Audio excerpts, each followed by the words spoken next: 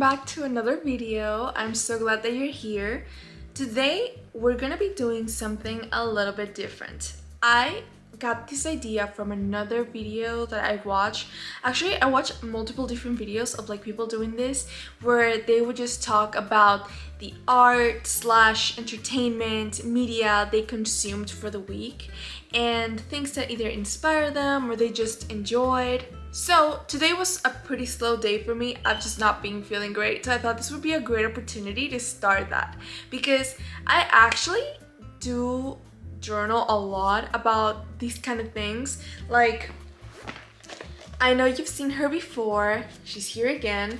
She is the journal that I use for anything that has to do with like movies or music or books or just any topic in general that I find interesting or that I enjoyed that might either inspire me later or it's just something I want to remember or reflect on. I write it down here. And I actually consumed a lot of fun art this week that I want to share. For this video, I thought to divide it into little categories because I wanted to make sure I didn't forget anything. So basically, I am going to be doing a movie, music, a painting, an artist, and for these I'm gonna try to do contemporary artists because for like my study with me videos I already go through my classic artists that I really like, so I wanted to take this as an opportunity to also like share some of the artists I see online that I really like and I think that their art should be shared more. Where was I? Yeah, I'm gonna do a book, a song or music, movies, painting, an artist, a essay slash hyperfixation slash just random topic. This one is like a random one of like just something interesting of the week. And I'm gonna end it with some quotes that I liked that, I don't know, I maybe found interesting or inspiring or whatever. So let's get started. And of course I also got my tablet with Pinterest open for quick references because we cannot talk about like fun art and media and not use Pinterest, you know? So I got my tools, my resources. Okay, so let's start talking about the movie that I want to talk about today. So this one I didn't watch this week, but I thought because this is like the first time that I'm doing one of these videos, because I do want to do these often, I want to make it like a thing here in my channel. So I thought because it's the first one, I wanted to talk about a movie that I did watch recently. It's only been like 2 or 3 weeks since I watched it, so it's still recent, but it's just one of those things that I cannot not talk about it. So I thought I would talk about it today because actually this week I haven't really watched any other movie, so it was perfect. And that movie is Dead Poets Society. Oh my god, what a movie. First of all, I'm gonna start by saying that I know I am so late to the game. Like, this is an old movie and I know that it's everywhere on Pinterest, and especially for like the book girlies that, you know, are into either poetry or like dark academia or like academia in general. I know this is old news, but to me, this is new. And oh my god, that movie changed me.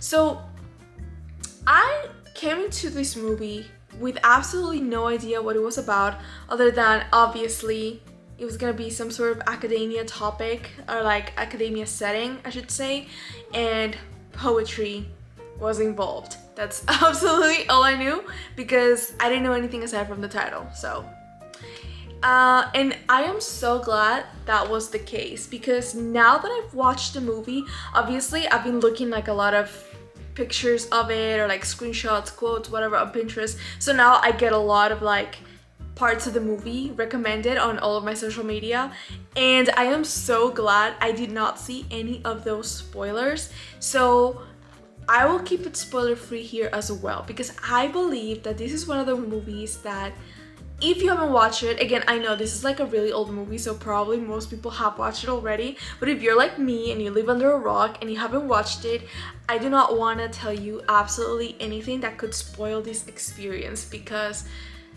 that was like, I think, one of the best parts of watching the movie. Just like everything took me by surprise. So while I was watching it with my friend Maciel. Hi Maciel, I know you're watching. And I was taking notes while I watched it. It's one of those movies. Like, I don't really do this very often.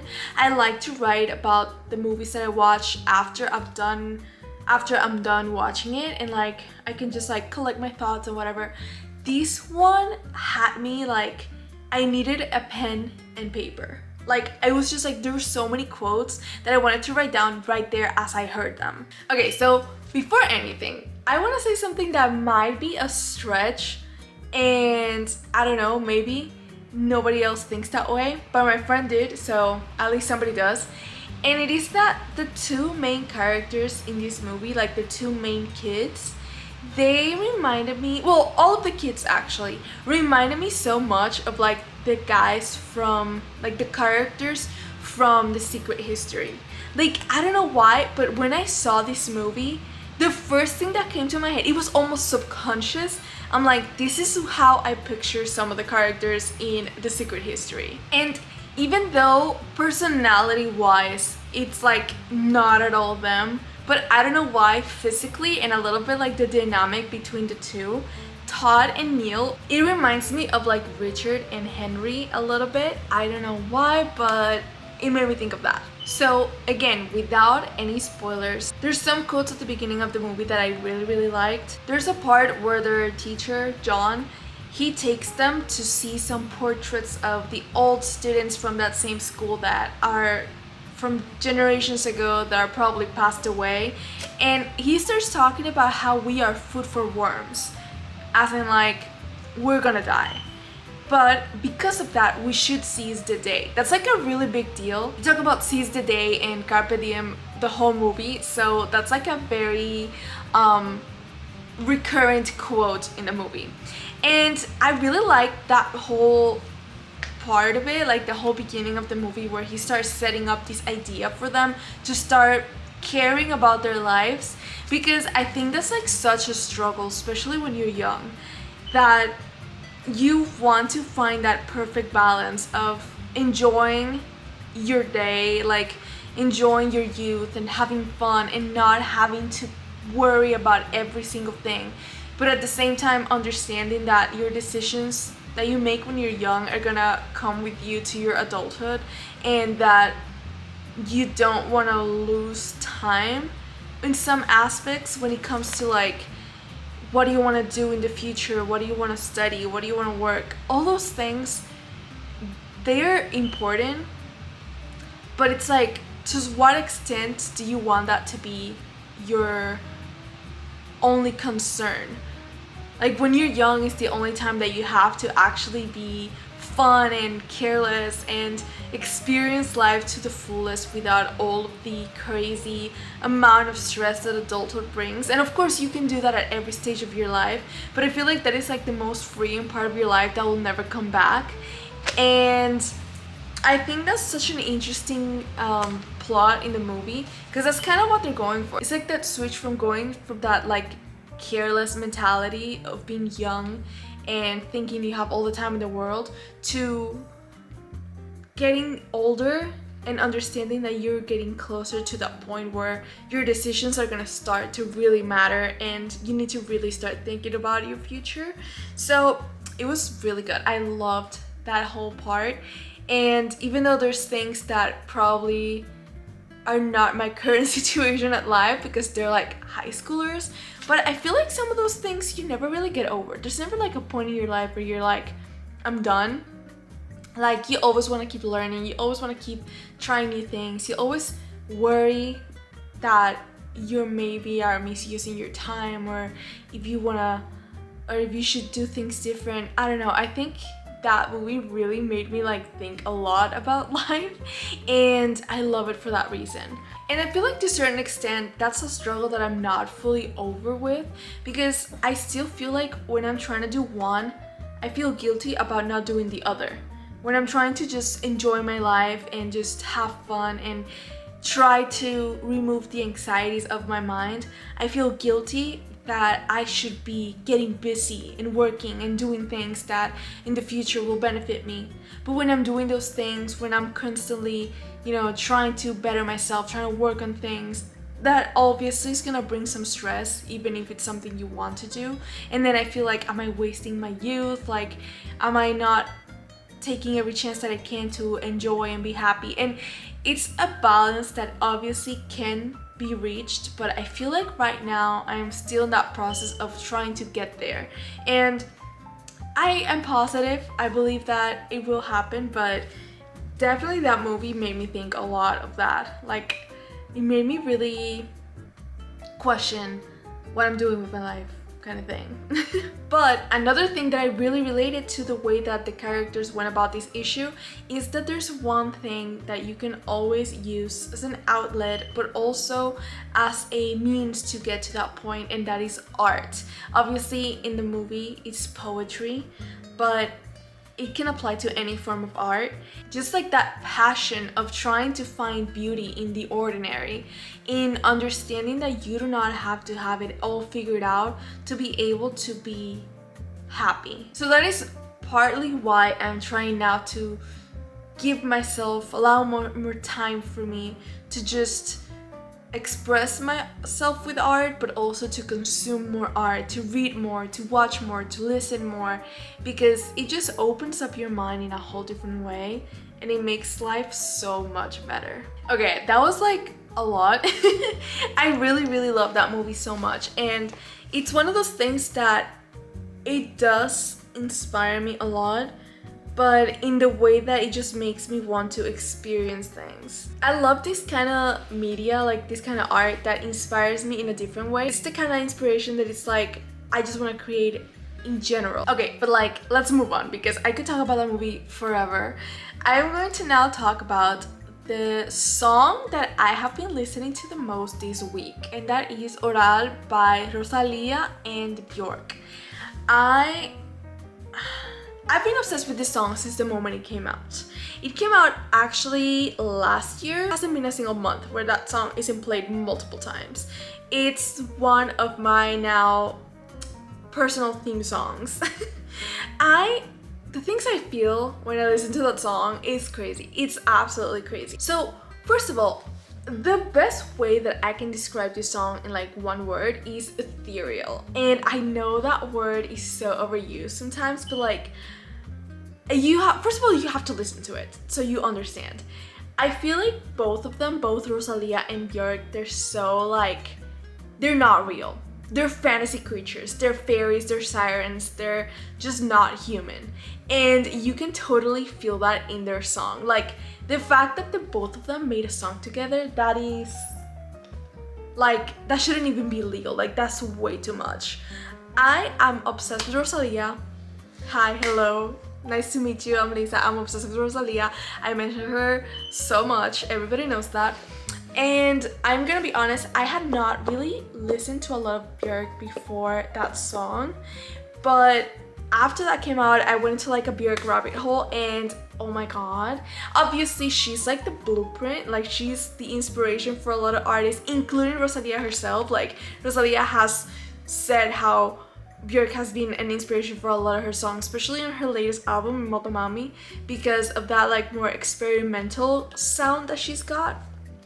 So yeah, she's always been that girl. It's just I was late to the party, and now I'm in the party. So first of all, the song, the way that those lyrics are written, I absolutely love so much, because they're very like, okay, I don't know how to express this well, but the word that I like to use for it is very literal. And even though obviously there is symbolism in the song, but I mean, like, there are parts in the song where they're describing actions or things or like situations so literal. The song in general is about kissing. It's very simple, but I absolutely love that. I love songs that are very hyper specific about one thing that sounds super simple, but just because it's so beautifully written, it sounds like a piece of art. That to me is always gonna be my favorite thing in the world in any form of art, and I think I've mentioned that before. Like, I am a lover of symbolism, but I will admit that my favorite thing lately is just very literal art. Because I think that the reason for that is that there is actually so much beauty around us all the time, and sometimes we try to overthink everything. Sometimes we really try to find a secret meaning behind things or create a secret meaning behind things just because complexity sometimes feels like it makes things better. But just observing around and just seeing something simple, an action, a thing, a person, and being able to, through art, take that very simple thing and exalt it and accentuate it and make it this topic for conversation. I think that alone is a form of art. That alone is something that takes a lot of skill to be able to take something so simple and make it something huge. I absolutely love that. That being said, the song lyrics I think that are so captivating because of the simplicity of them. Okay, so moving on, I'm gonna talk about the book that I just read this week, and that is Poor Things. Whoa. I know the movie came out recently, and a lot of people have probably just watched the movie, maybe not read the book, just because maybe like in my case, I didn't even know about the book. I wanted to watch the movie, but I have heard how it was like very graphic or that it had so many unnecessary scenes that made people uncomfortable. And here's the thing, I understand that sometimes art is uncomfortable, and I'm not criticizing that part of it. I just think that in the context of what this movie is about, and I'm trying to be like very like spoiler free, so it's kind of complicated to say what exactly about the movie made me not want to watch it without giving detail. But basically there was a lot that was unnecessary because it involved sensitive topics, but that's obviously like based on a lot of reviews that I've heard. I personally haven't watched it, so don't take my word for it. Do your research. But yeah, I kind of listened to all of the trigger warnings and I decided that I did not want to watch it. But the story, I always thought it was fascinating, like since the moment that I first heard of what the movie was about. I just thought maybe I could read the book and do without those scenes and enjoy just what the plot is. And that was the best decision ever. Because first of all, just to clarify about the trigger warnings, the book, like there wasn't a single moment in the book where I felt uncomfortable. Even though the uncomfortable topics are mentioned, but it was done in a very tactful way where it could have even gone a little bit deeper, like it could have been a little more detailed on some things, and the book deliberately chooses not to. Like the characters in the book, they deliberately choose to not fully say things because they consider it to be taboo or too sensitive, but like they allude to, you know what's going on kind of thing. So I thought it was really interesting after reading the book, the reviews that I heard about the movie, because I'm like, oh, so that was completely unnecessary, because even in the book there wasn't really any scenes that required the amount of graphic content. So that being said, the book is so good. I would give it a 4 out of 5 because I enjoyed it so much more than I expected. Honestly, like I said, I didn't really know a lot about what the movie plot was other than the fact that it was a mix. And this is a fact because I read the book, now I can say this is true. It's like a mix between Frankenstein and Lolita. And those are two horror stories, because I am so sorry, nobody will ever convince me that Lolita is not a horror story. So yeah, it's like a combination of those two horror stories. Very summarized, again, spoiler free. The story is about these doctor, he's very deformed, he's very insecure about his physical appearance. So he makes a wife. His wife, because she doesn't have a childhood, she was made, she wasn't born, she comes into the world with the mind of like a child. And since the beginning, you see her development from going from like this really childhood mentality to growing little by little. And she has two guardians, her creator, but also their friend. So their creator is Dr. Baxter, and his friend Mr. Candless. Candless? I get so confused because she calls him Candles, so I'm gonna call him Candles. And so Bella is our main character. She is this sweet girl that is just trying to figure out the world on a time period where women didn't really have rights. And it's so complicated for her to understand things because she wasn't raised by a mother that taught her how a woman was supposed to behave. She's just observing the world around her and realizing this is ridiculous, I'm gonna do things my way, and she has no taboo, she has no sense of shame or embarrassment. She just does what she thinks is right in the moment, and that's it. She's very impulsive, and she has a lot of those like childish qualities, but combined with the actions of an adult, which is very, it gets her in trouble. So we go through the story of not just her, but also her guardians trying to understand these women that they have brought to life. Well, that Dr. Baxter brought to life, but Candles fell in love with. So it's a very interesting dynamic because I would say this story is like a feminist story. At the beginning, I was really unsure because I didn't really know what the perspective was supposed to be, since we are following these two men trying to help her understand how the world is supposed to be for a woman.